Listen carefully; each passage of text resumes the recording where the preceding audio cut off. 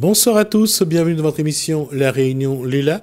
On va poser une question essentielle ce soir, c'est comment faire en sorte que l'éducation nationale intègre le bilinguisme, le créole, l'histoire de la Réunion dans le programme scolaire. Cette question a été posée par une jeune lycéenne lors d'un colloque langue créole de la CCCE et c'est drôle, mais cette question-là, elle est posée à chaque fois, d'ailleurs, lorsqu'il y a un colloque. Comment on fait? On va poser la question à deux personnes ce soir. On va voir un petit peu quelle est leur position et leur posture. C'est dans Causement Réunionnais.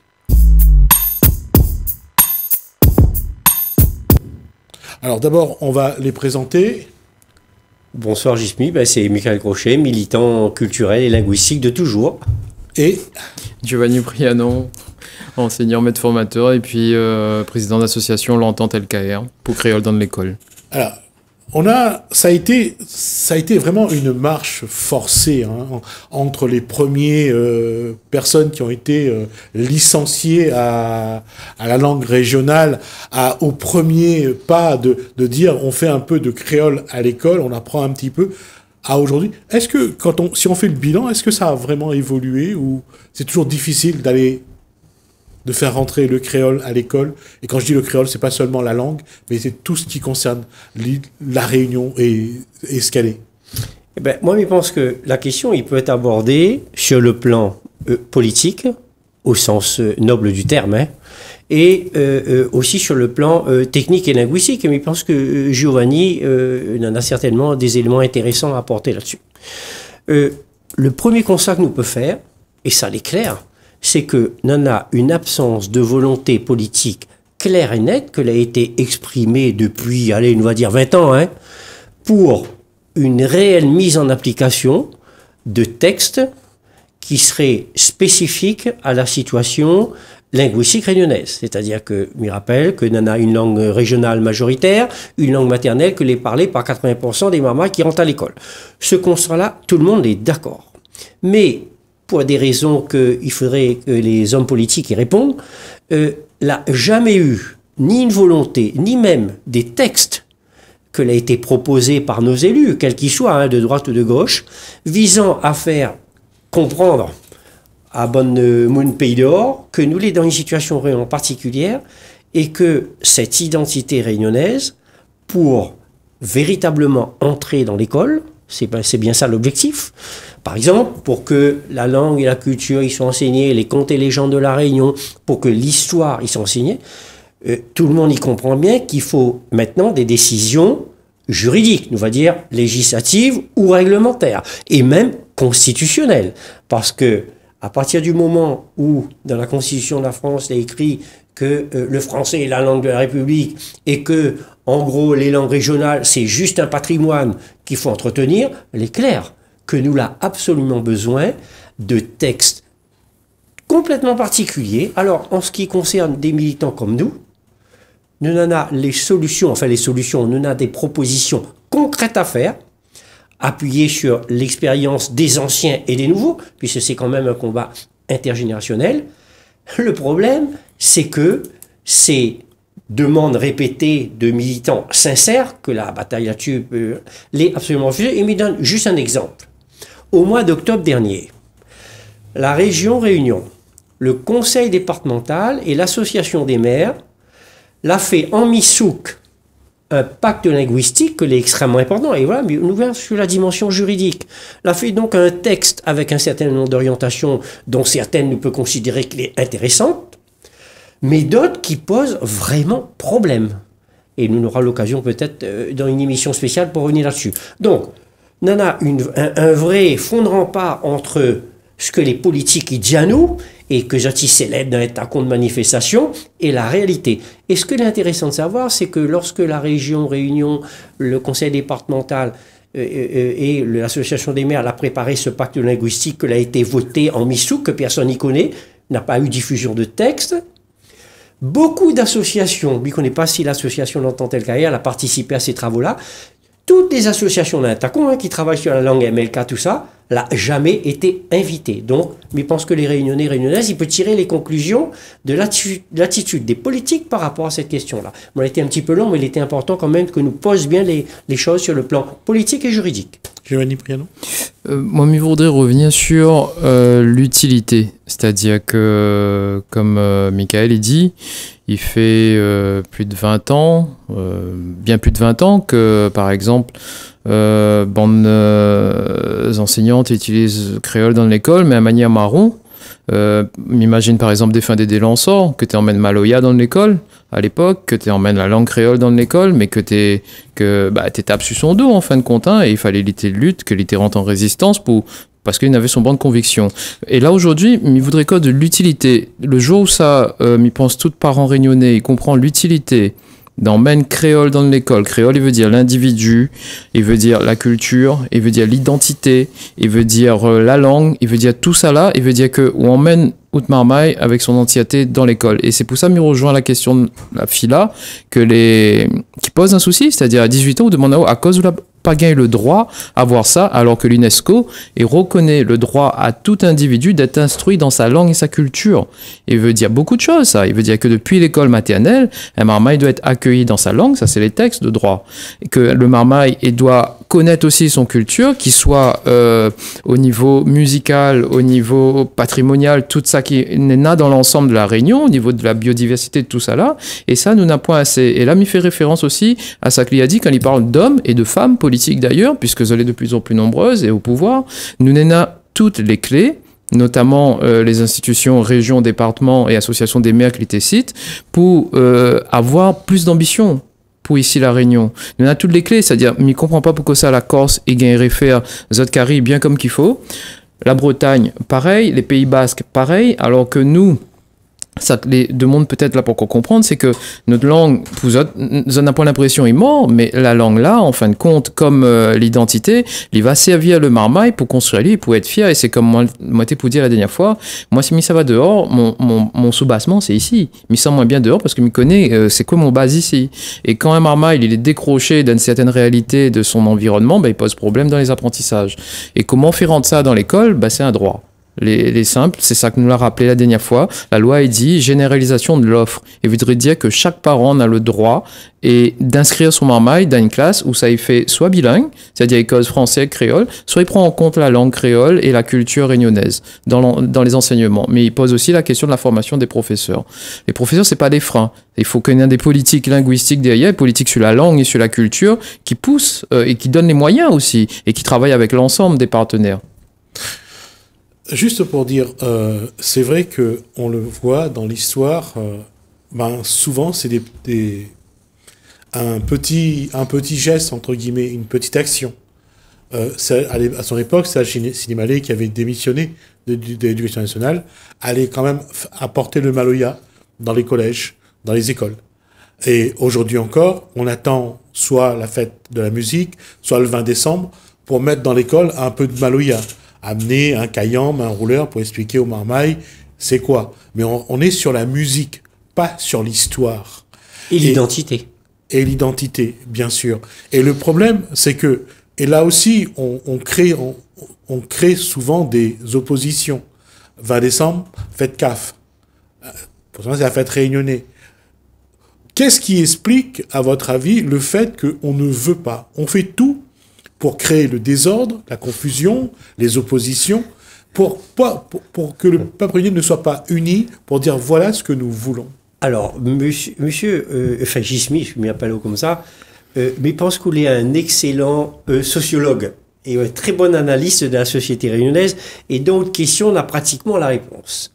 Pourquoi, en fait, on a toute une classe politique, de gauche et de droite, et parfois même et de gauche et de droite, il empêche, parce que c'est une volonté politique de ne pas faire en sorte que, comme Giovanni dit, l'identité du marmaille, que c'est son zaboutan, que les fondamentales, qui construit à lui dans le présent et pour l'avenir, en n'oubliant pas aussi de faire connaître à lui son passé.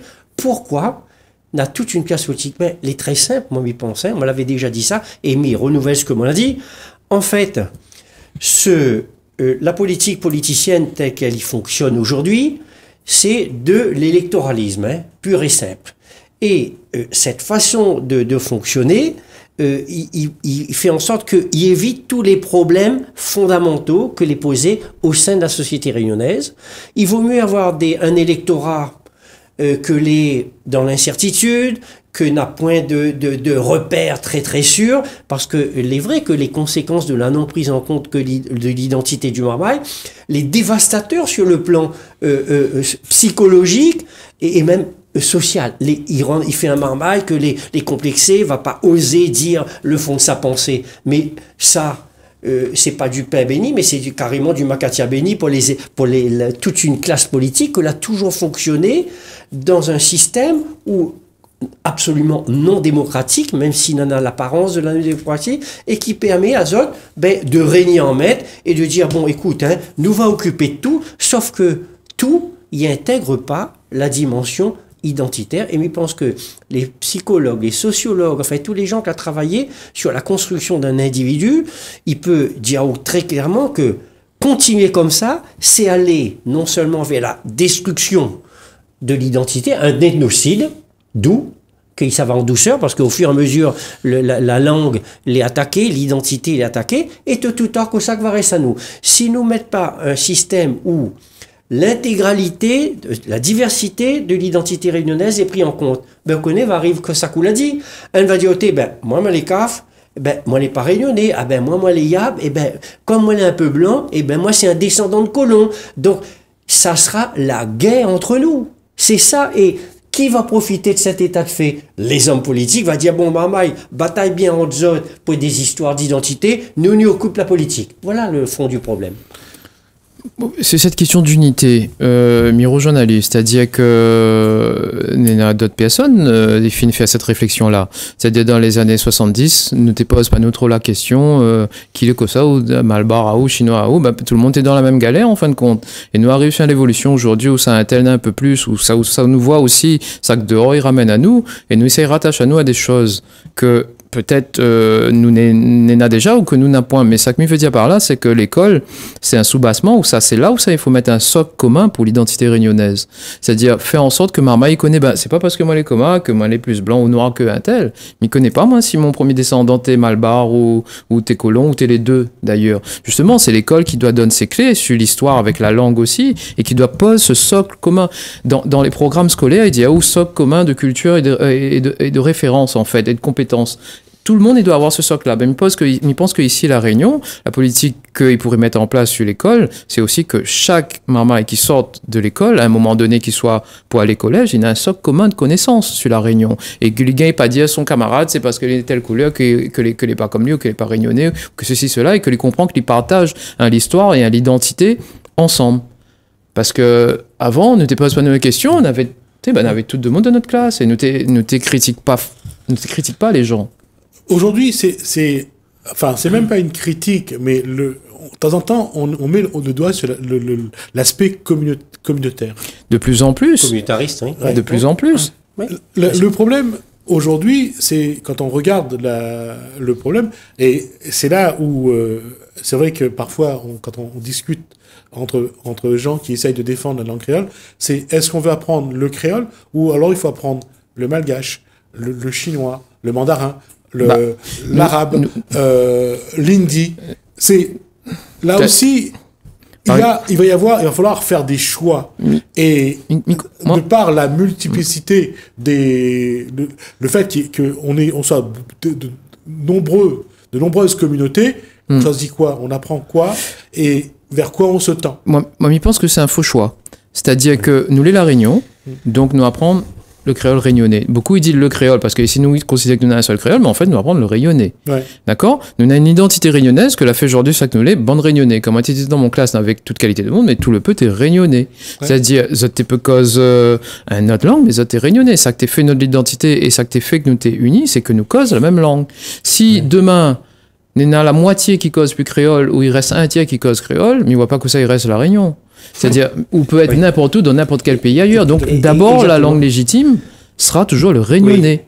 Après, apprendre les autres, apprendre le mandarin, apprendre la canne, après il n'y a qu'un seul langue en Chine. Apprendre l'hindi, le tamoul, tout ça là, si ça tu veux, mais il peut venir après, comme les langues ancestrales. Comme il vient, pose dessus au fur et à mesure. Mais fais un socle, c'est-à-dire gaspille pas ça que nos ancêtres la donnent à nous, c'est-à-dire notre langue, notre environnement, notre culture. Il faut tout marmailler à ça. Après, les gars, ils dépatouillent, aller là-dedans, c'est pas un problème. Il faudrait juste rebondir sur ce que Giovanni dit. Le poison de la division l'est déjà mis dans le circuit, parce que dans le fameux pacte linguistique que l'a été signé par les institutionnels en question, déjà, Bonna, il parle à où des langues parlées à la Réunion.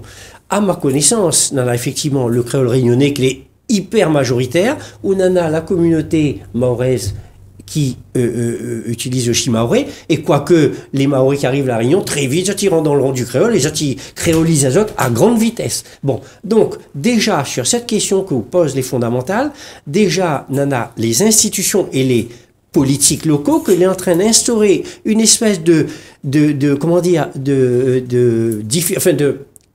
trouble dans l'esprit des gens, en disant, ah ben attention, nana le créole réunionnais, mais à côté, nana le tamoul mandarin. Mais moi, je me pose la question, est-ce que tous les jours, ici, la Réunion, on rencontre des gens que dans la rue, ils parlent le tamoul, le mandarin?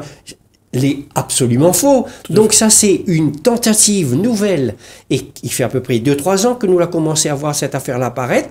Et bientôt, on va dire, oh bon ben, il peut pas faire le créole réunionnais s'il fait pas le tamoul, s'il faut... Nous, effectivement, toutes les langues de l'océan Indien. Mais je pense que c'est impératif que ces langues y soient proposées à tous les Réunionnais sans exception. C'est-à-dire que ou peut être Yab et avoir envie d'apprendre le tamoul, ou peut être Malbar et avoir envie d'apprendre le chinois parce que ça bat de carré en Chine et que nous aura des relations peut-être un jour beaucoup plus proches avec les pays de la zone océan Indien. Donc, on voit bien que Nana a une véritable volonté de la caste politique de diviser pour mieux régner. C'est ça le fond du problème. Parce que n'a pas personne que n'a un seul doute, et Giovanni fait bien de constater que aujourd'hui, à l'occupano du créole réunionnais qui est parlé par 90% de la population, et après, au fur et à mesure, nous va intégrer les autres langues régionales dans la mesure où nous allons les utiliser quotidiennement par une fraction de la population. Sinon, ben, demain matin, monsieur Ramoudou, si on en a une communauté bretonne importante à la Réunion ou russophone, on dit, ben, attention, il fait créole réunionnais, mais aussi il faut reconnaître le russe, et puis le breton, et puis, etc. Ben, où ça va comme ça? Nous va être divisé.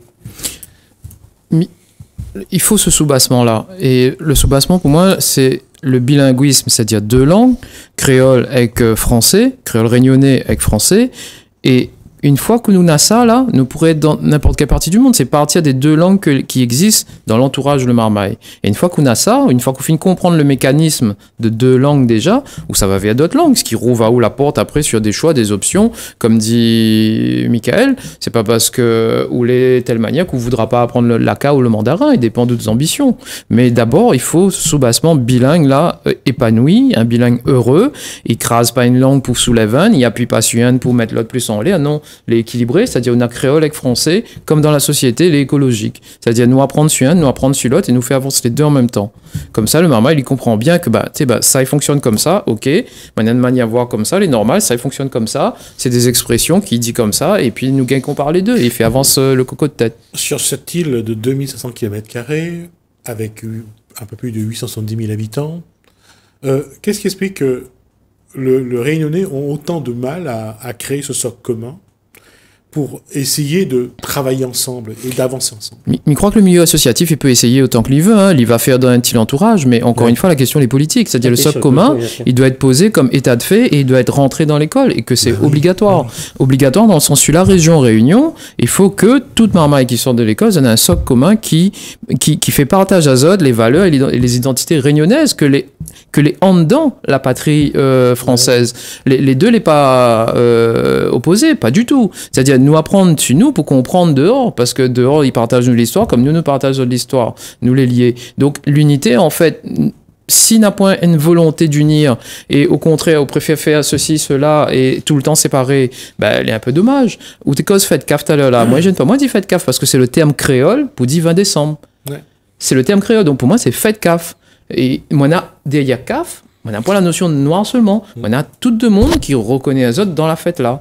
Et c'est pour ça la conception réunionnaise n'est pas pareille que la conception à un autre monde. Et juste pour finir, on voit quand même Armaï est en train de jouer avec deux langues là. Il dit ah ben ça, il dit fête caf, il dit fête de la liberté en français, etc.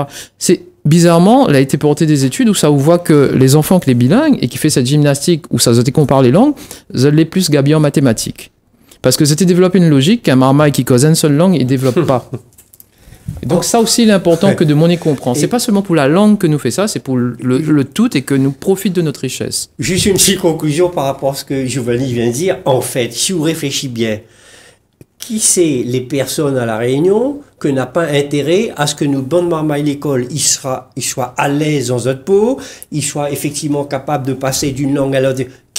Qui n'a intérêt à ce que la population y reste dans la peur, dans la mauvaise information, etc. Mais je pense que la réponse est toute trouvée. Et au final, aujourd'hui, est-ce que si nous demande la reconnaissance officielle de l'identité réunionnaise, si nous demande l'introduction du bilinguisme officiellement dans l'école, si nous demande l'introduction de l'histoire de la Réunion officiellement dans les programmes. Sur ces 3 points que les décidés au plus haut niveau, Parlement, enfin l'État, etc., pour une révision ou dans le domaine législatif.